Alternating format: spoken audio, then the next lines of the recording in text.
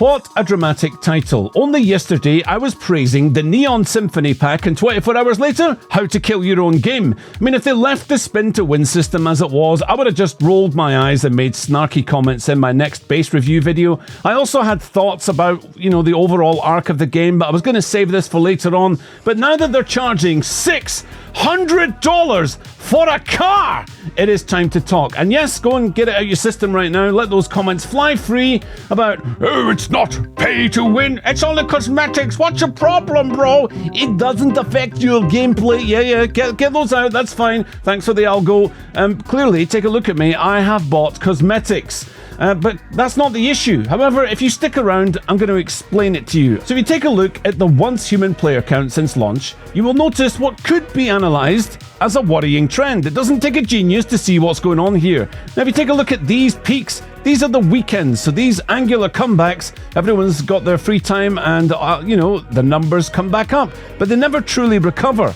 If you zoom in to the 1 month view, it obviously looks less impactful about how many players are being lost, and then the recovery seems a lot more redeemable. Now we've got the weekly view. I'm going to give you some 200 IQ analysis so you can understand why this game is actually dying. So look at this right here. You will see diligent players getting some material and the mod farming routes there. Then more people are going to log on, do their purifications, and then the whole server is blasting Prime Wars here, and then you'll be getting griefed during said Prime Wars so that you can't get the max rewards, rubber banding all over the place because of the inexplicable teleportation lag, followed by salt intensification rage quits around sort of here, and then wishing that you could put C4 under all the trucks in Blackfell and blow them out of existence so that you can actually move.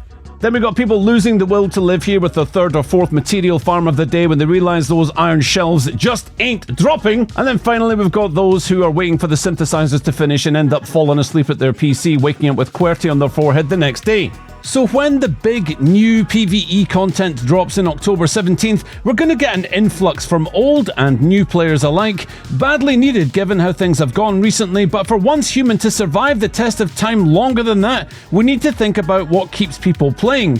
Is a second battle pass dropping a month before the new PvE content a good idea? No, it isn't.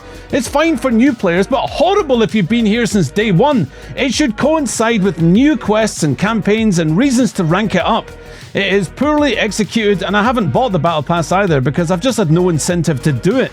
I like combining my activities, as do many players wanting to explore new horizons and just earn their battle pass levels at the same time. So without that incentive, you're not getting my money. We need to vote with our wallets and get the message out that we're just not interested in the cash shop, we're interested in an experience. And if the experience sucks, the game will die. So right here it is, your $600 car. Same as before, you get 50% off your first 10 pool, but you get 3 lots of 30 guaranteed Lightforge items. But you shouldn't care about that if you want the car, because what you should care about are the drop rates. Every time you spin to win, you get, yes, you're reading this right, 0.06% chance at that car.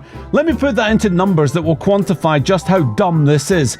If 1 million people take a shot at that car, 1 million spins, maybe if the odds work as they should, around 600 are going to get it.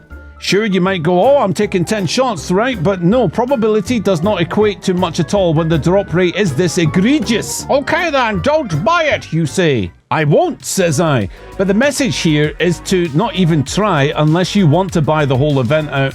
Because while I'm sure many of you were gifted with self-control or you don't care one bit about a stupid skin, how many people do you know who have bought a lottery ticket or a scratch card? You don't have to have a compulsive gambling problem to take your shot with leftover currency, although there are a number of vulnerable individuals who are going to get preyed upon with this tactic. I cannot overstate how okay I am with cosmetics in a free-to-play game that isn't pay to win, but the amount of people who are going to spin to win without understanding their odds of success, or maybe just that rush of what if? It just hits them while no one's watching. No accountability. It happens a lot more than you think, which puts us in the place I talked about before, where the devs make the maximum amount of money and deliver the minimum amount of product. and I wish they would use some of that money to fix the servers. You may not know this about me, but I love PvP games, especially shooters. If you recognize my voice, then you're already going to know which ones. The reason I don't touch PvP in this game though is because it's a complete joke. So when someone says that cash shops don't affect me, they actually should at least benefit me, because for competitive gameplay, that's not the case either. PvP in this game feels similar to how an MMO operates in terms of actions performed from your end and how they're translated to the server receiving them and the visuals of them being performed. In an MMO, it's not too bad. You click one button and then it all kind of works itself out. In a shooter, that's not the case. It's a huge problem. If you like PvP or you don't, you need to appreciate that this can make up a huge number of players, and they naturally wander over from other shooters, but they're not going to stick around if their experience is completely gimped. Now, I've mentioned this before, but making characters on multiple servers, it means I've experienced the good, the bad, and the downright ugly when it comes to lag.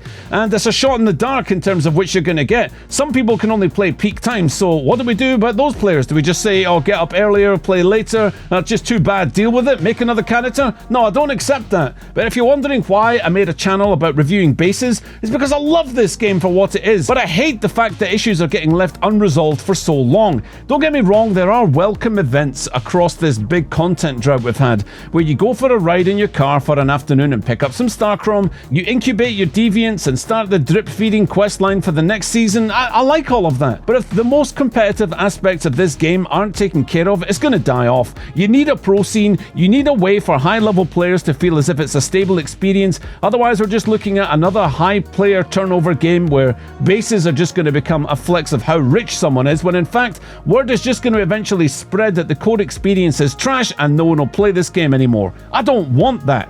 If you look to subscription games, by the way, like World of Warcraft, the vanilla one from 2004, if you saw someone walking around Stormwind with Grand Marshal PvP gear on, they were revered as gods of the server. It was more impressive than bumping into a Hollywood celebrity, because their shining armor, it was nigh impossible to get unless you were farming Warsong 10 hours a day in a pre-made group. I was in one of those groups for a while and it was brutal to keep up with in pace, but in Once Human, it's not like that at all. In a free-to-play game, you can just buy the best looking gear. Well, $300 for a half-baked Ghost Rider is debatable. I wish there was a way for both of these ideas to coexist, but they can't, because paying customers would then get made fun of in the same way that other people were when they bought their Twitter checkmark. Alright, so look, when the new content drops in October, we're going to get some more players, and hopefully those who have already put the game down are going to come back and take a look, but therein lies a fundamental problem with turnover, and that is player habits. Gaming isn't what it was. There's now so many more things that can easily refocus someone's time.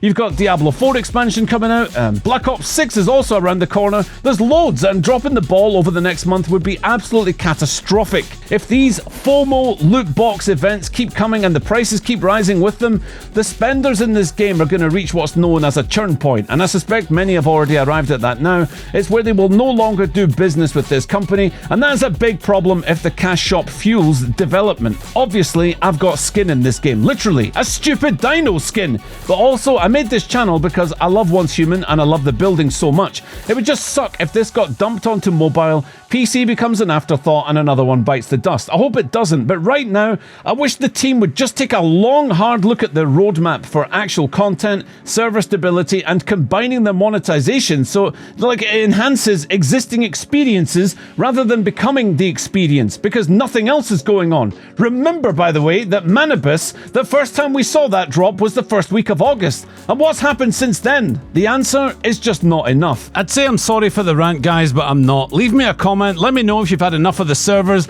the aggressive cash shop tactics, or anything else that I forgot to mention. Take it easy. Catch you on the next one. Peace!